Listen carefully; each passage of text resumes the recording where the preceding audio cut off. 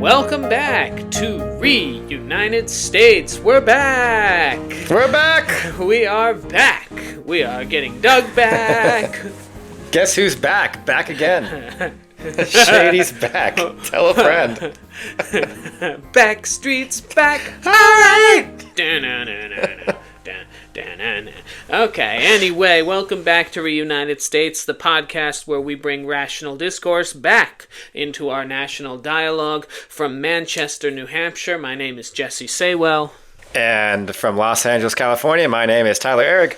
And we're going to get started here. We've been off for a couple of weeks. There's been a lot going on, y'all, and we're glad to be back and be able to talk about it. And today's episode, we're going to talk about Cory Booker's 25-hour speech. We're going to have some thoughts about it. Tyler, I don't know how you feel about it. I certainly know how the public feels about it, but we'll get into that shortly. But we want to start out with some lightning news here. So, Tyler, you want to start us off? First off, Trump's, quote, Liberation Day tariffs. Yes, he has called it Liberation Day.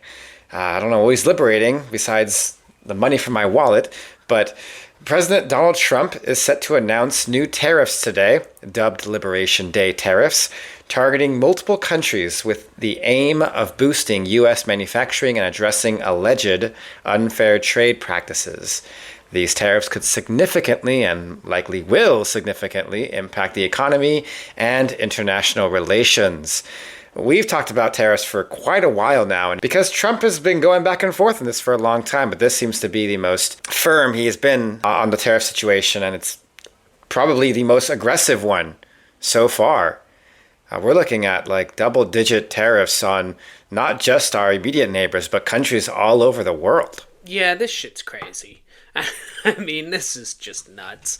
No one thinks this is a good idea, but apparently we're moving forward with it. So I love that Fox News sat there too, and there was a lady that was just like, the people with the 401ks that are going to take the hits. In wartime, we have always made sacrifices. It's like... In wartime? Oh, okay. Wartime? What are you talking about anyway? All right. Who are we at war with?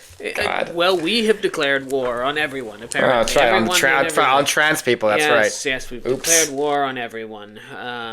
Anyway, yesterday, we were recording this on Wednesday. Yesterday, there were special elections held, the most significant being the Wisconsin Supreme Court election, and some good news for the left.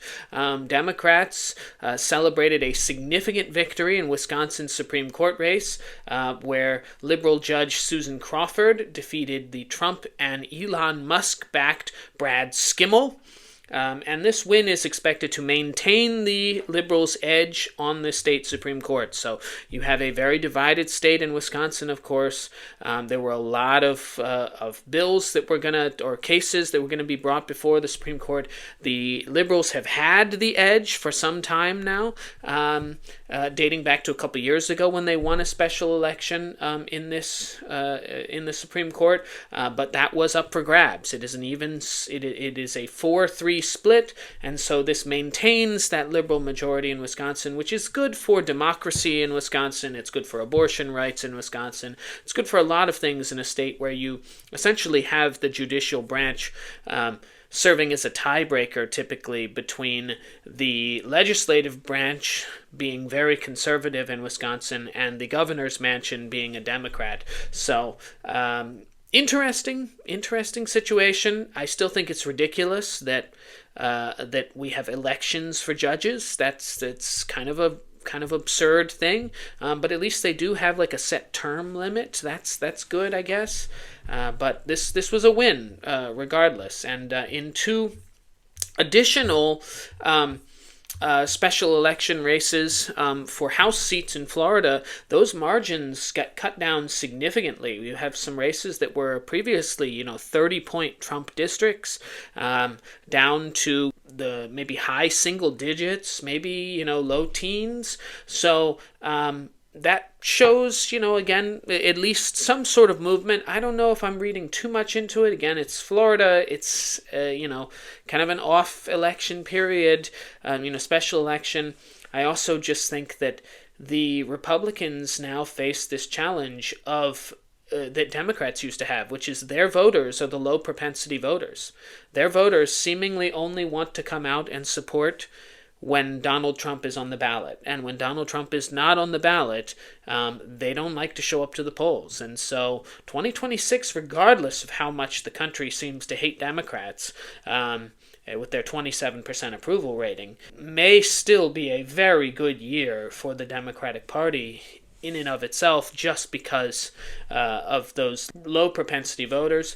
But first, we will see later this year with off-year elections for the New Jersey governor's house and the Virginia race, which is the big one. The Virginia governor's race and all of the Virginia state legislature seats are all up for grabs. So. I used to think it's funny when I used to vote. Pre-Trump, I guess. Jesus Christ. When you used to vote. Well, sorry. You don't vote? Pre-Trump, when I would, when we would have larger, our general and midterm elections, the court or the judge elections were always the most difficult ones, because there was no way of telling like who they were, right? They were just like they were basically just names on a ballot, and this is obviously one of the first handful of times I've ever voted, and I was always taught, oh, you go based off of like their whatever their job was, right?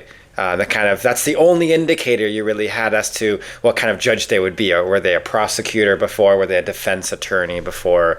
And now I kind of miss when it was like that, when it was more like based off, you could judge it based off of the kind of person they were professionally. And now it's just who's backing them. That's unfortunate. And of course, we mentioned this off the pod, but this is the most expensive Supreme Court race in history now, in U.S. history. This one in Wisconsin. So kind of nuts and kind of sad how it's devolving. Yeah, thanks to Elon Musk pouring in, tens of millions of dollars into this race, and they still lost. Take that, Elon. Shame on you. Take that. New York City mayor's bribery case is dismissed. A federal judge dismissed the bribery case against New York City Mayor Eric Adams, criticizing the Justice Department's motives and suggesting the case was politically driven.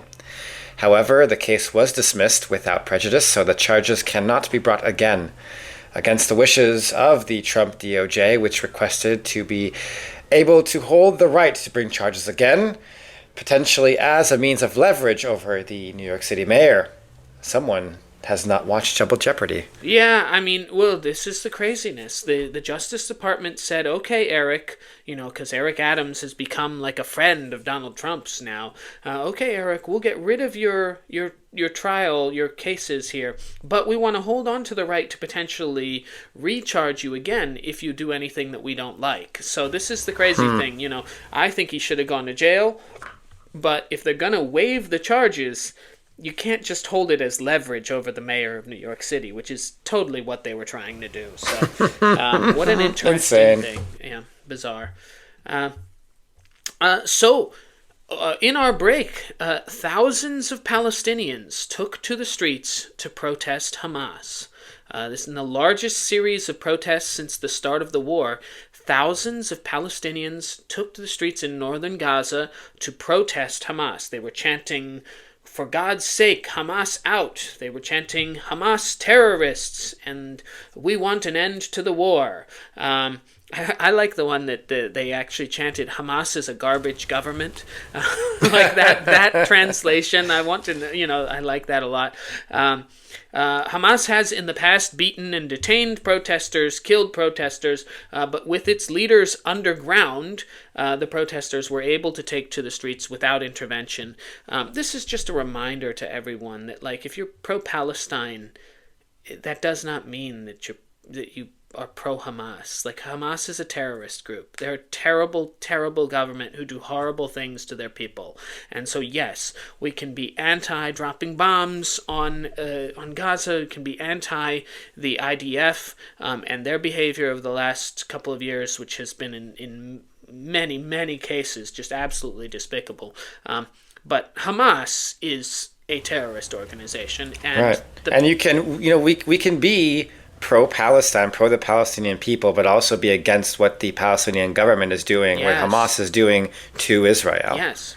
Right, like that. You can take both takes. You can be supporter of both of these things, because they are, and as we're seeing with these protests, they are two different entities. They are not the same person. Yeah, the Palestinians don't like Hamas. I can assure you, they don't like living under that.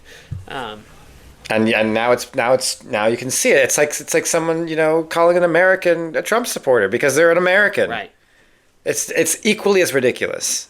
So I'm glad that we see this. Talk about the bravery for just a second. We had people protesting at college campuses all last year. And again, you and I agree with the right to protest. I don't necessarily agree with all of the messaging and the way that it was done, but agree with the right to protest. But, in comparison to Palestinians who are actually protesting at risk of death, at risk of just being killed by their government for going out there and protesting Hamas. The same group that some people in some of these protests were waving flags of, which is, just an absurd thing to be doing. It's being anti-Hamas is not being anti-Palestinian people. Not the same thing. So we salute the Palestinian people. We salute your bravery. Yes, we do. Thank you. Our final bit of lightning news here. And this one kind of hurts me, but the Department of Health and Human Services has revealed their plan to lay off up to 10,000 federal employees, which is roughly an eighth of their total workforce. They are about an 80,000 strong federal department. The affected staff will include researchers, doctors, scientists, support staff, and senior leadership. The Health Secretary, Robert F. Kennedy Jr., wrote, "The revolution begins today," on social media, but then later says, "Our hearts go out to those who have lost their jobs." What an asshole. Okay, well, you took their jobs, so fuck you. My heart doesn't go out to you. But included in this 10,000 figure are 3,500 staffers from the FDA, the Federal Drug Administration, including the agency's top tobacco regulator, about 2,400 jobs from the CDC, the Center for Disease Control, about 1,200 from the National Institute of Health, the NIH, which has already seen 1,000 people fired from by the Trump administration, and about 300 jobs from the CMS, the Center for Medicare and Medicaid. Remember that thing Trump said he would never touch? These jobs specifically at the CMS are focused on the agency's Office of Minority Health, Office of Equal Rights and Opportunity, and Office of Program Operations and Local Engagement. So that's our health service for you.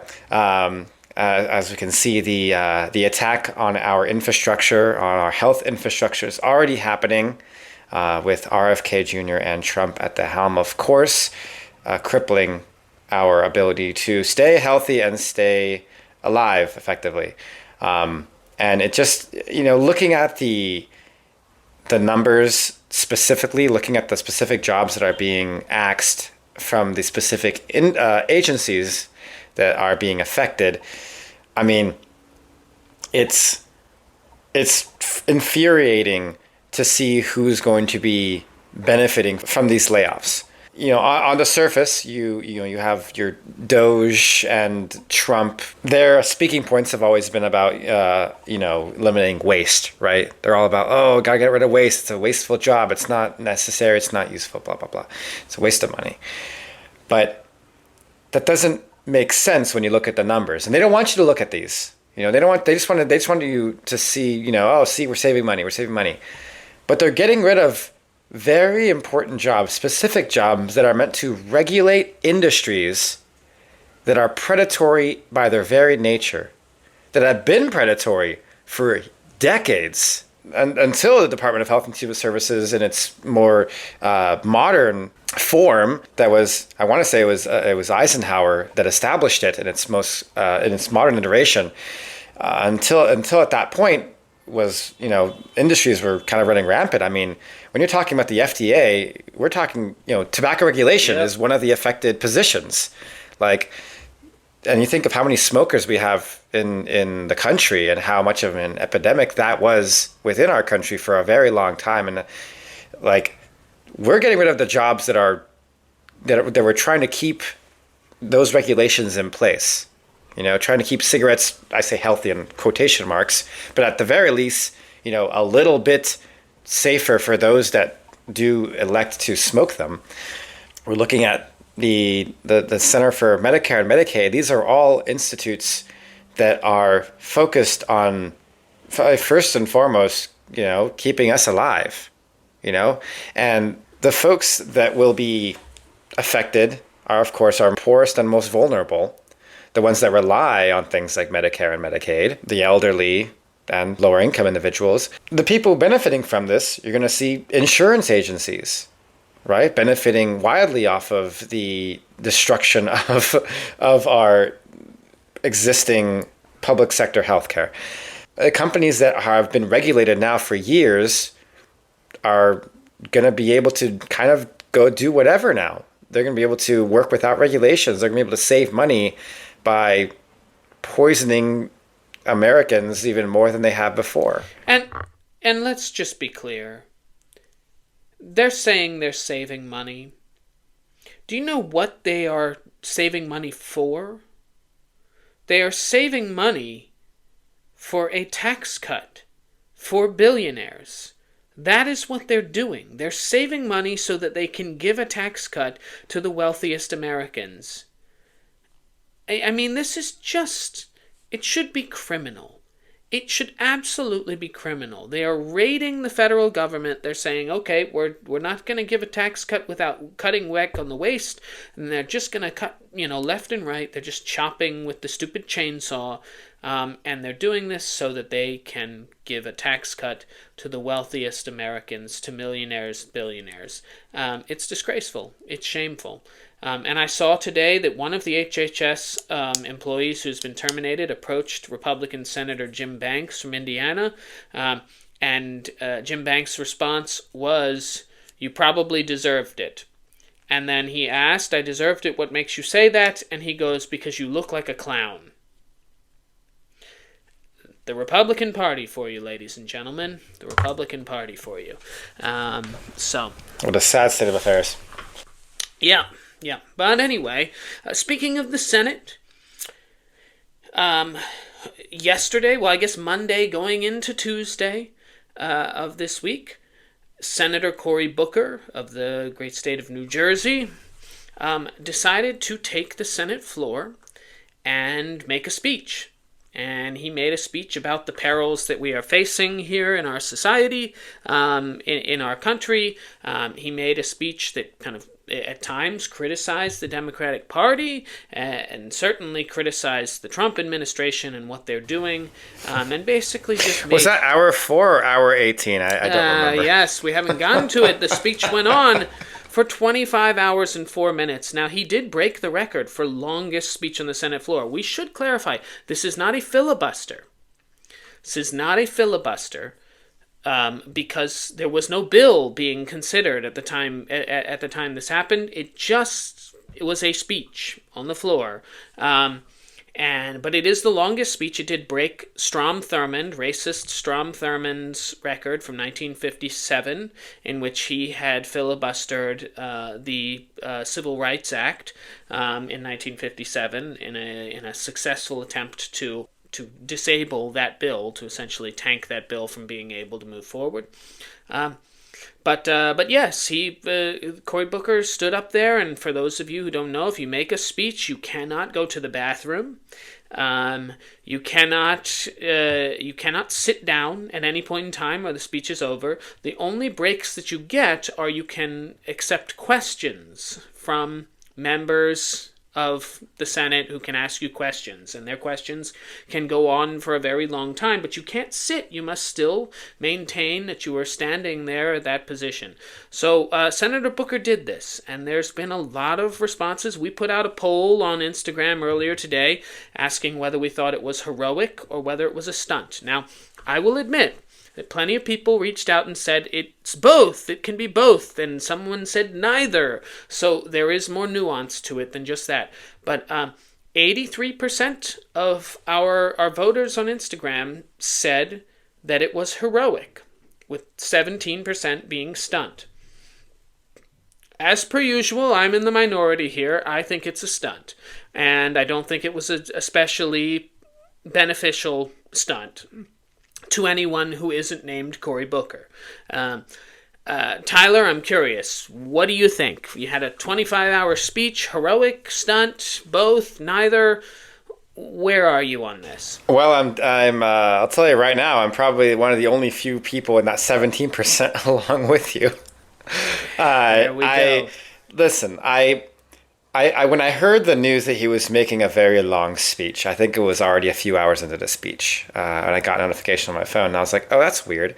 And my first reaction to that was, oh, it's a filibuster. I'm like, oh, cool. All right, he's filibustering, doing some crazy long anti-Trump speech. That's neat. I mean, I've seen that before. Sanders did that recently a few years ago. Did I think a 5 or 8 hour speech or something like that. And that's what I thought, and that was probably the end of my thought process that was the end of the amount of energy I focused on that. I was like, ah, cool. And I turned my phone off. And when I looked back and it was still going on, as it turns out, it wasn't a filibuster. He's just talking for talking's sake. And yeah, my reaction was, why? What's the point of doing this? And I'm still looking for that reason behind making a very, very long speech that nobody stayed for at least not for the entirety of the time. I highly doubt anyone didn't go to the restroom aside from Cory Booker. Yeah, I'm still looking for the point that he was trying to make. How would you like to be the Senate staff that has to stay there for the duration of it? No. They can't go home. God. That's the people. That might be worse than the Amazon's warehouse workers that are charged for every step they take towards a bathroom or whatever. We're not even talking about the senator. There were no GOPers there. They were not inconvenienced by this whatsoever. You know that Donald Trump was watching this going, look at him, look at this loser, I can't believe it. This is hilarious. Let's just watch. We gotta watch him up. I think he just took a dump in his pants. Oh, no.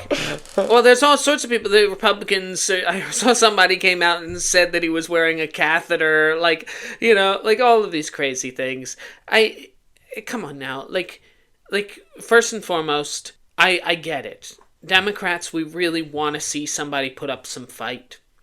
We really want to see somebody put up some level of fight. But for a party that desperately needs to get away from performative bullshit, this is the most performative bullshit thing in years.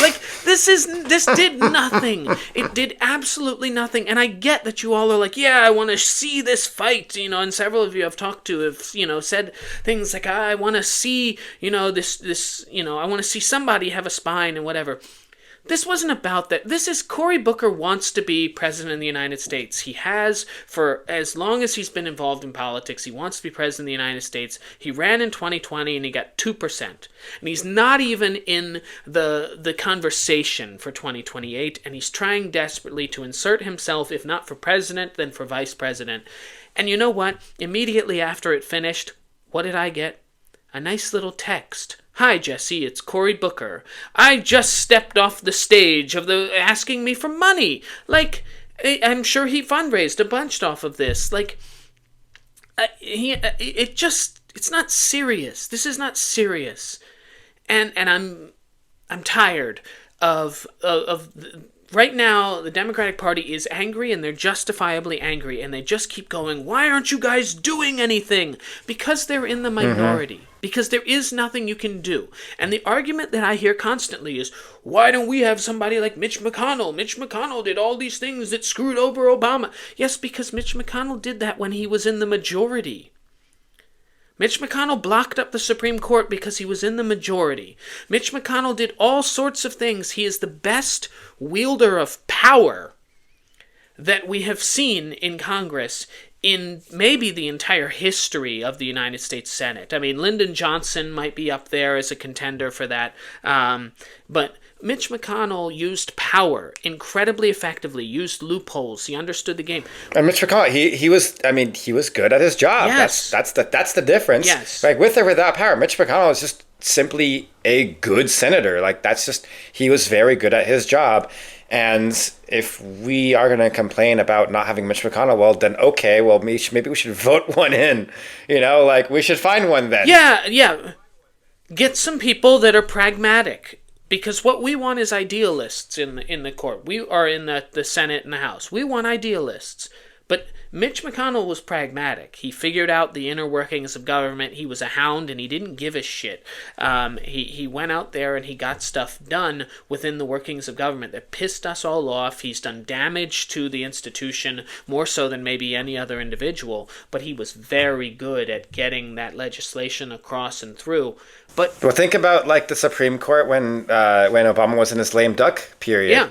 Right? Like, by all accounts, Obama should have been allowed to put up a Supreme Court nominee. Yeah.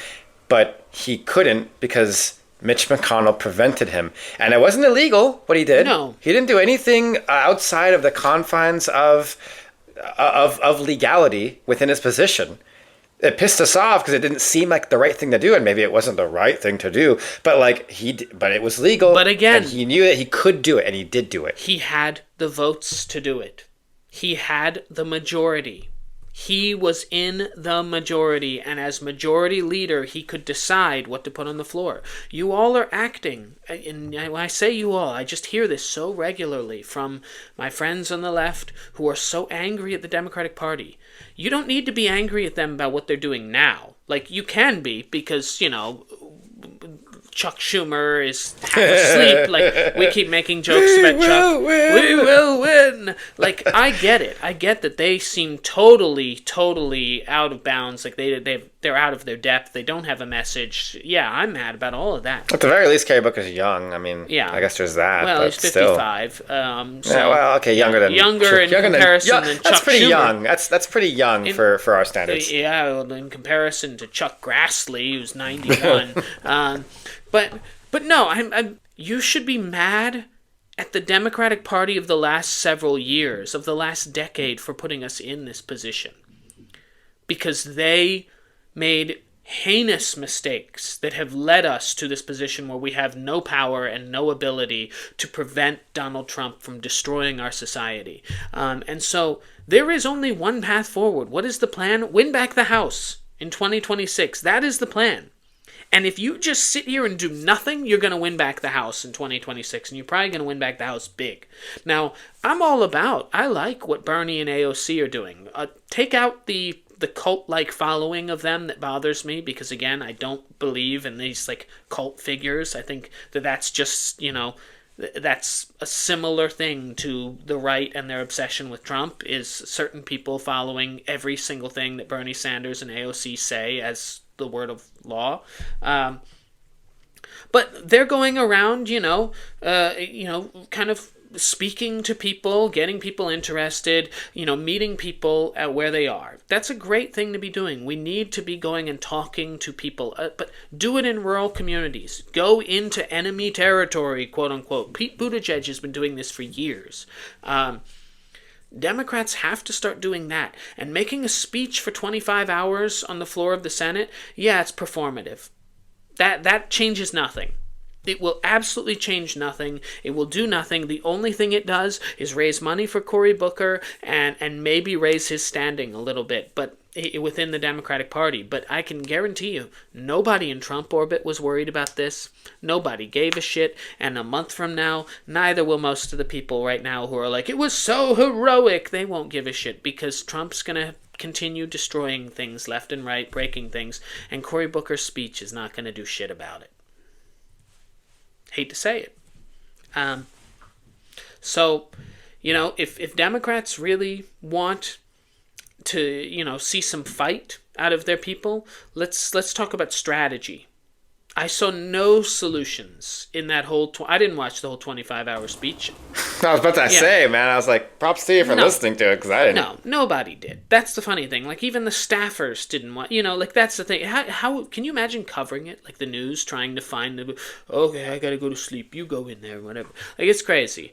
Like, it's crazy. But nobody has watched the whole speech, other than Cory Booker. Nobody watched the whole speech. Like, and so I saw no solutions. That goes to my point where it's like I'm still looking for like the answer to like what was the point? Yep. Like what's the point of a speech, right? The point of the speech is to persuade someone of something, right? To make a statement that somebody can hear and take with them somewhere else. But if no one's listening to you, if no one's listening to your speech, then your speech serves no purpose. Yep. Or if the only people who are listening to you are people who already agreed with you. Right. But even then, like those people aren't listening for 24 hours. No. Like, so even then, even if you're just like amongst a circle of like-minded peers, it's just like there's no. I still don't see what the point was. I still don't see what the expected result of this performance really. And performances can have positive results. They can be, beneficial, but I don't see what this did for America. Like what part of America is benefiting from 25 hours of talking that no one's ever going to listen to? Like people have a hard time listening to 30 minutes of talking, an hour of talking. 25 of those? Yeah, that's not going to happen. Like we have, in my professional circles, because we do a lot of training videos, right? We do a lot of these like presentations regularly, right? And something that they tell us right away is like, you have to always keep track of the time that you have and the attention that you're going to get from the audience. Once you hit an hour, there's no reason to continue. If you're giving any sort of presentation about information, there is no point to going more than an hour because that is when 98% of people check out because their brain cannot handle much more of that. Yeah. Right? Like they check out. And even within that hour, like there's even more nuance to it. Like they say like don't focus more than like 5 to 10 minutes on very specific topics because there's like, micro kind of like checkout periods with that your brain just kind of does if it's not getting new information in certain intervals. So it's like I'm thinking about these like practices in speech writing and in presenting and thinking like that kind of makes his entire thing like a moot point because like no one would have been like physically able to actually retain worthwhile information beyond like maybe I will give them the benefit of the 2-hour mark. It's a vanity project. It's a vanity project. It was all like, and you know what? I'm glad that Cory Booker did it because I'm glad that he broke Strom Thurmond's record because that guy was an asshole. And I'm relieved that was the case. But with that being said, this changes nothing. And you could have waited at least a little bit before you sent out the text trying to get money out of me. Like, come on, man.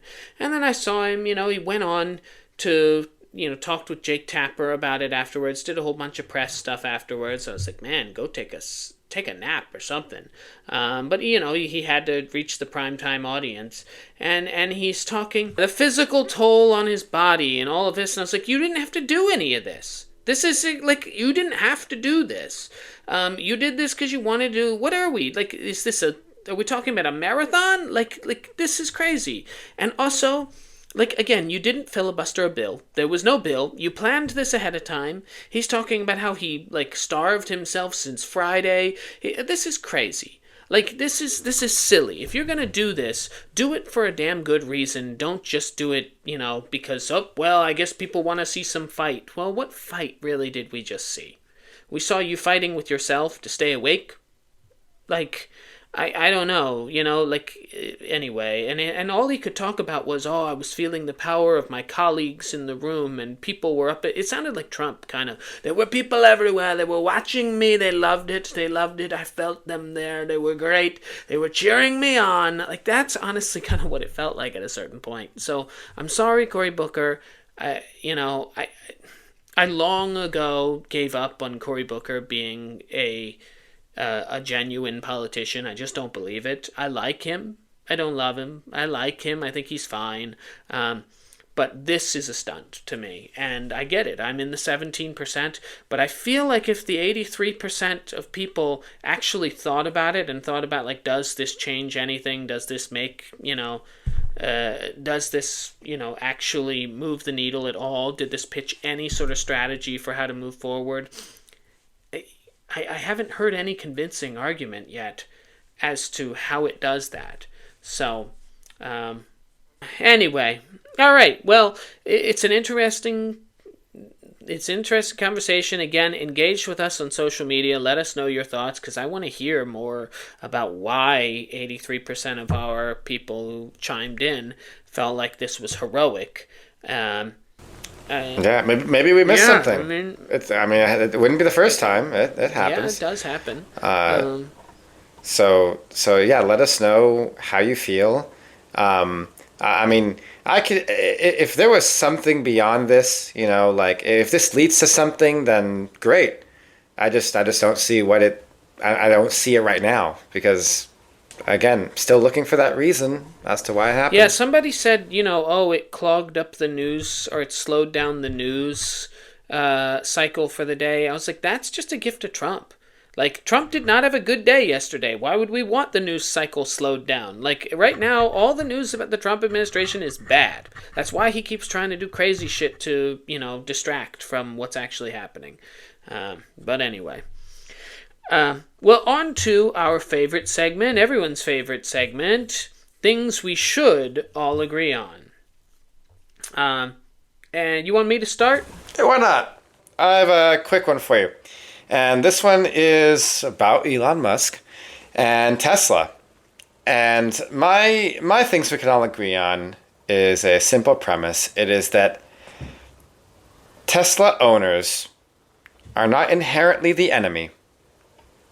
Not all of them, at least. And we should be wary about how we direct our anger regarding the current political situation, particularly when it concerns Elon Musk and his companies. Now listen, I'm no fan of Musk. I never will be at this point. He's a grade A, rich, asshat, Nazi sympathizing incel, okay? There is zero redeeming qualities about this man in 2025. But 2020, 2018, and before, I can see how there was. In fact, I know many people who were enamored by him and who looked up to him and thought highly of him in the before times, right? And that's okay. That's okay. I have plenty of friends. I have family that purchased Teslas and to this day drive them around.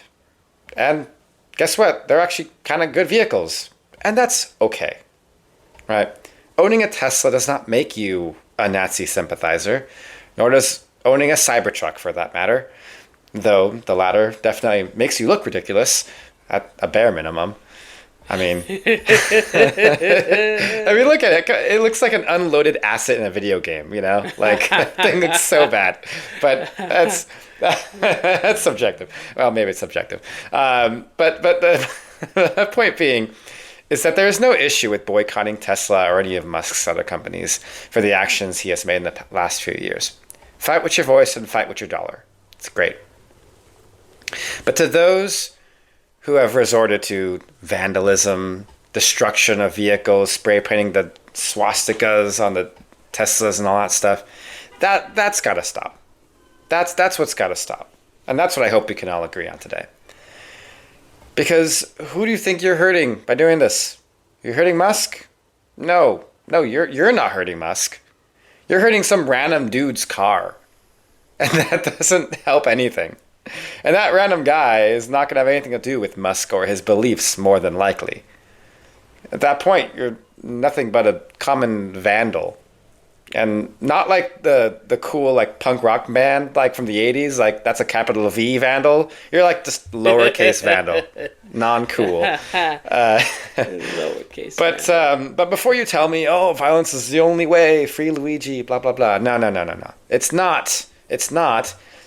But we've already seen that it's not, because Tesla sales have dropped by 13% this quarter. That's the largest in its history. And that's not from vandalism, it's not from violence. It's from the protest and it's from fighting with your wallet, which is great. And we see the outcome of that. So continue to fight them the smart way, if you are so inclined. There is no need to spray paint swastikas on random people's property. There is no need to go out and, yell at people who are driving a Tesla, calling them a Nazi. There's no need to, demonize these people just for owning a vehicle. Again, they might have bought that thing years and years and years ago, and the average person can't just up and sell and buy a new car. Not everyone has that luxury.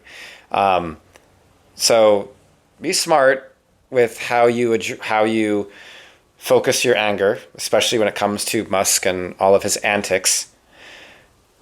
Because, again, owning a Tesla does not make you or anyone a Nazi or a Nazi sympathizer or anything like that. Okay? Be smarter about how you direct your hate. Because being smart, believe it or not, works. That's all I got. Well said. Yeah, I mean, honestly, if you are spray painting swastikas anywhere, I'm questioning, what are you doing? You're committing a hate crime. You realize that, you are trying to attack anti-Semitism, but you're actually committing a hate crime if you are spraying swastikas on anything. So maybe just not. Blowing things up, never something that I would endorse. This should be common sense. We should all be able to agree on that. But, I suspect that there are some people who do disagree with you there. And that's why hopefully you guys are taking at least the opportunity to listen and think about this objectively, that there is another opinion. That is not just, we love Tesla, because fuck Tesla. I'm not getting a Tesla. I would have. I'm not. At some point in time, I absolutely would have. I would have considered it. I think that's the point, right? The point is, I would have if I had the money, maybe 7-8 years ago. But, and if I would have gotten one then, I probably would continue to own it today. Yeah, I'm not going to blow it up. Yeah. It's crazy. Yeah. Anyway, what you got for me? All right, so I got one here that's probably going to ruffle some feathers, but I think it's just something we need. Wouldn't be the first time. It would not be the first time. Again, 17%. So, look, we all want functioning cities, right? We want safe streets, decent schools, some kind of social safety net so people aren't living in tents on every damn corner. That's not radical. That's just civilization. And yet somehow, in places that claim to be the most progressive, the most enlightened, we have, this. We have a country full of urban areas that are struggling so deeply. And as a result, the next census in 2030 is going to confirm what's already obvious. People are leaving blue states. They're packing up their U-Hauls, they're heading south, heading inland, to places with lower taxes, cheaper rent, and let's be honest, less red tape, strangling every new business even before it opens its doors. And if that sounds like a right-wing talking point, you know what? It kind of is, because it's an effective one, because it's real. If you look at the projections they just put out for the census, it's blue states that are going to lose significant numbers of seats. The states that are going to gain, Florida, Texas, North Carolina, they're conservative states. States like California losing. States like Washington losing. States like New York, Massachusetts losing population because people are fleeing these areas. And sure, some of them are moving for the politics. But a lot of them just can't afford to stay. I say this as somebody that moved from Los Angeles, Phoenix, Washington, D.C. I spent most of the last, 15 years of my life living in big cities. And I love those places. I love all of them. I love New York. I love living in LA. LA will always be home to me. But LA has become really, really difficult to live in. And I hear this from the people who are still there all the time. And there are just challenges that did not exist 10 years ago. And there's reasons for this. So a lot of people just can't afford to stay in these communities anymore. And we talk a big game about opportunity, about inclusion, about making life better for everyone. And yet somehow we've managed to build a system where only the rich get to stick around. You want to buy a house? Good luck. You want to start a small business? Hope you enjoy a 3-year permitting process. Want to raise a family without spending your entire paycheck on rent? It's not just individuals that are struggling, though. It's entire industries. Tyler, did you hear the recent podcast with Rob Lowe and Adam Scott from Parks and Recreation? So they were talking about how filming in Los Angeles is basically dead.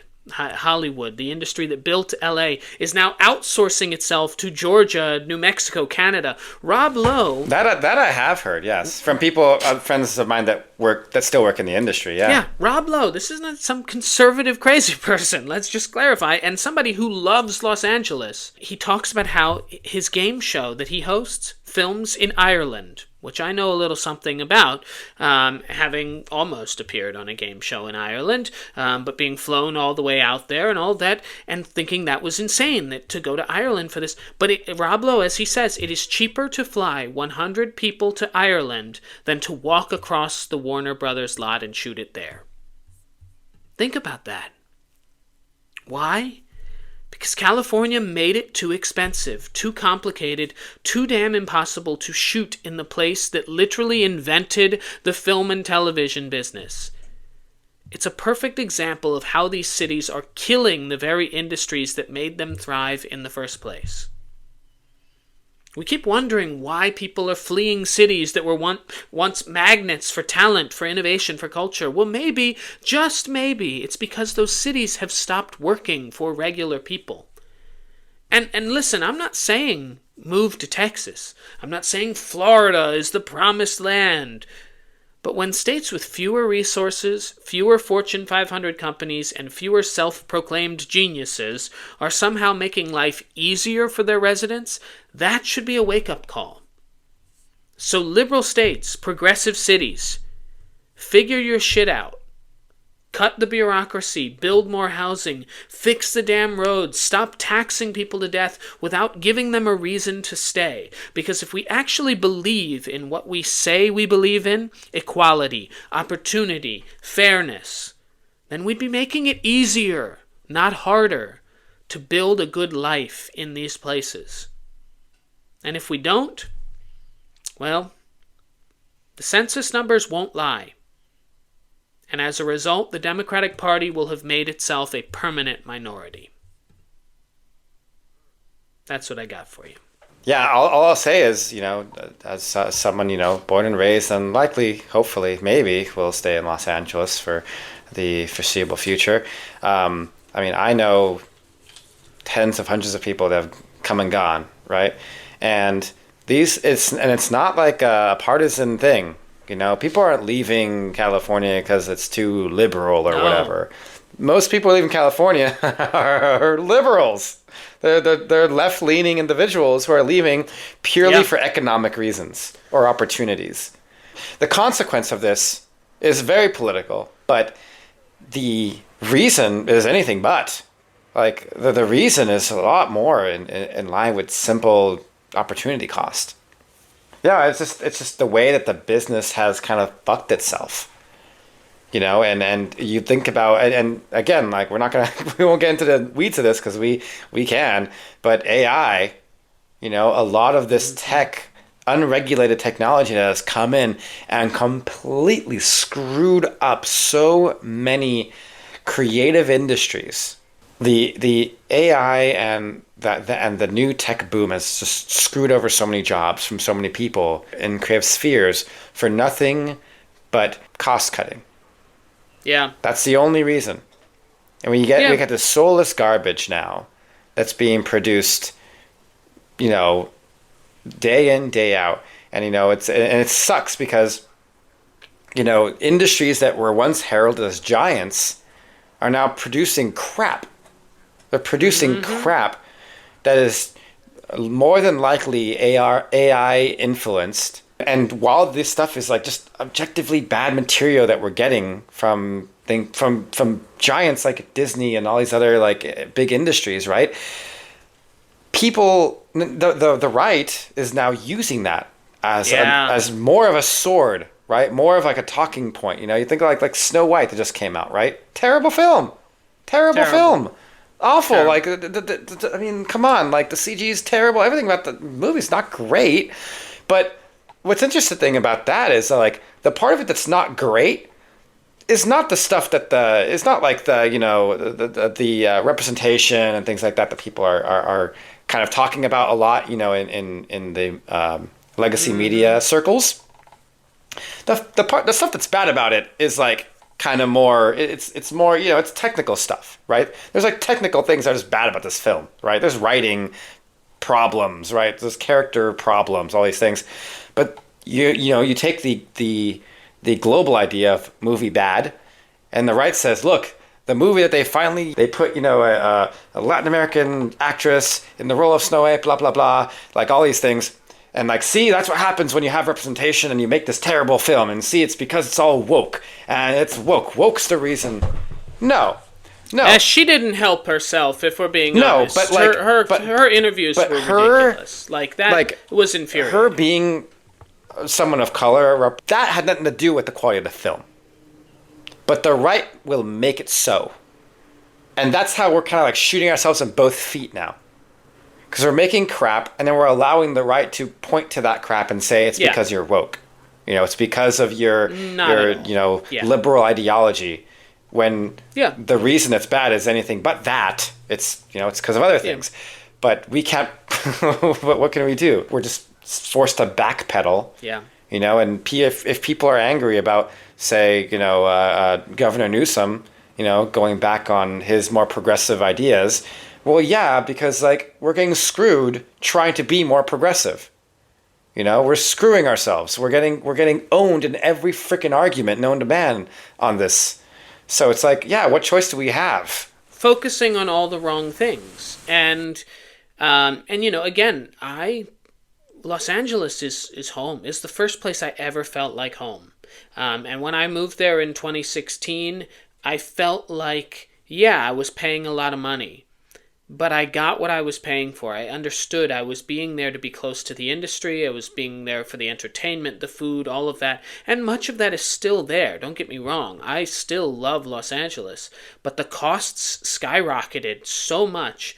And the quality of life. That's the thing. Like, I and so many of my friends, people who have lived in LA their whole lives, who moved either during COVID or after COVID, they haven't moved back.